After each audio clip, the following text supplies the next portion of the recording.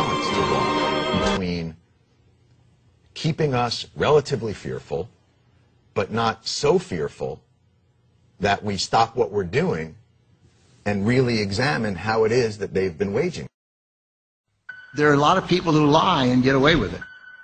And that we will in fact find weapons or evidence of weapons programs that are conclusive. I don't think we'll discover anything myself. It appears that there were not weapons of mass destruction there. You said you knew where they were. I did not. We know where they are. They're in the area around Tikrit and Baghdad and east, west, south, and north. Well, first of all, I haven't lied. There are a lot of people who lie and get away with it.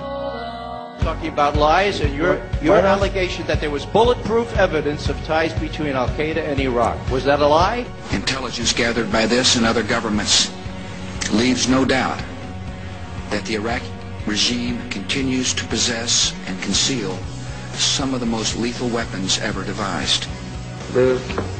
Our people are going to find out the truth, and the truth will say that this intelligence is good intelligence. No doubt in my mind. I don't know anybody that I can think of who has contended that the Iraqis had nuclear weapons. And we believe he has in fact reconstituted nuclear weapons. Saddam Hussein is determined to get his hands on a nuclear bomb. We cannot wait for the final proof. He's got him. He's got him. The smoking gun. He's got him. That could come in the form of a mushroom cloud. Colin Powell didn't lie.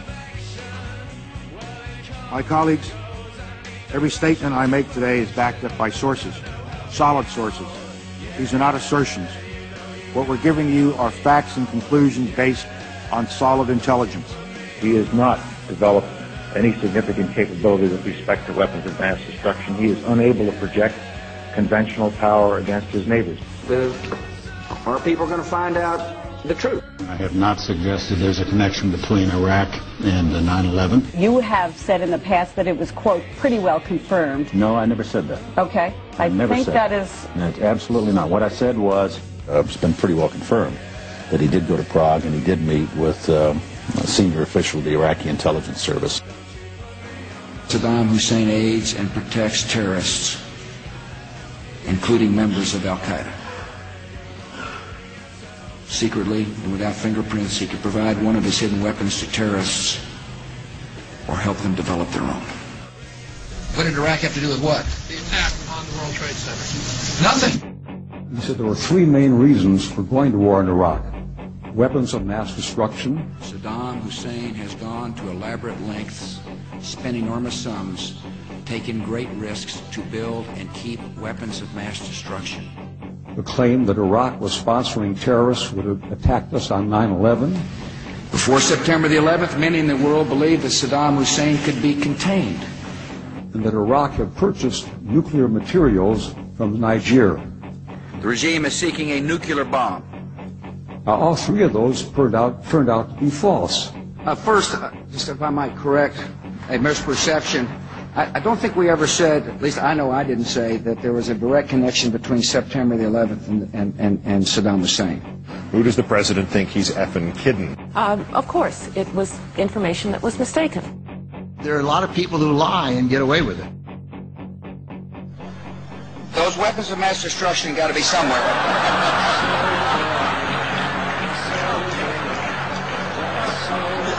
Nope, no weapons over there.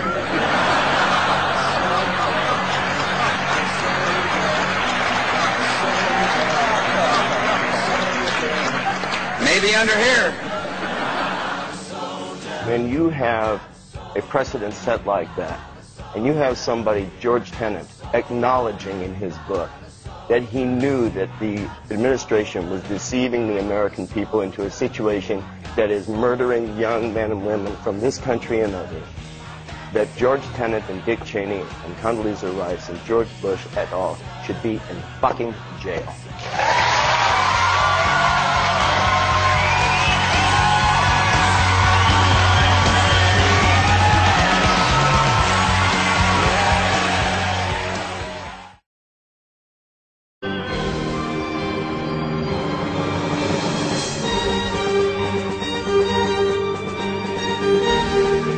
Buonasera, Londra.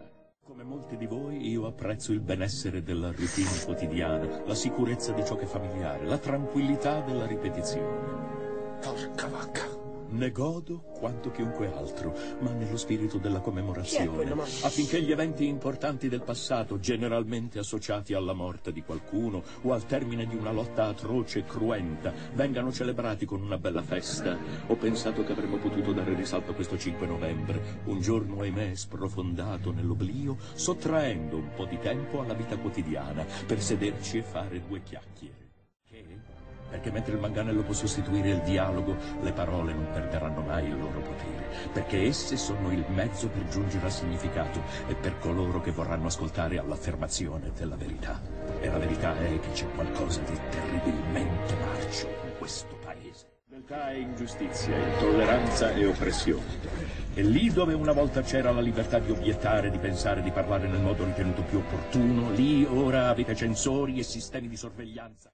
È accaduto. Di chi è la colpa? Sicuramente ci sono alcuni più responsabili di altri che dovranno rispondere di tutto ciò. Ma ancora una volta, a dire la verità, se cercate il colpevole, non c'è che da guardarsi allo specchio. Io so perché l'avete fatto, so che avevate paura. E chi non l'avrebbe avuta? Guerra, terrore, malattie, c'era una quantità enorme di problemi, una macchinazione diabolica atta a corrompere la vostra ragione e a privarvi del vostro buonsenso. La paura si è impadronita di voi e il caos mentale ha fatto sì che vi rivolgeste all'attuale alto cancelliere. Adam Sattler vi ha promesso ordine e pace in cambio del vostro silenzioso obbediente. Ieri sera ho cercato di porre fine a questo silenzio. Ieri sera io ho distrutto il vecchio Bailey per ricordare a questo paese quello che ha dimenticato. Più di 400 anni fa un grande cittadino ha voluto imprimere per sempre nella nostra memoria il 5 novembre. La sua speranza, quella di ricordare al mondo che l'equità, la giustizia e la libertà sono più che parole, sono prospettive. Quindi, se non avete visto niente, se i crimini di questo governo vi rimangono ignoti, vi consiglio di lasciar passare inosservato il 5 novembre. Ma se vedete ciò che vedo io, se la pensate come la penso io, e se siete alla ricerca come lo sono io, vi chiedo di mettervi al mio fianco a un anno da questa notte, fuori dai cancelli del Parlamento, e insieme offriremo loro un 5 novembre che non verrà mai più dimenticato.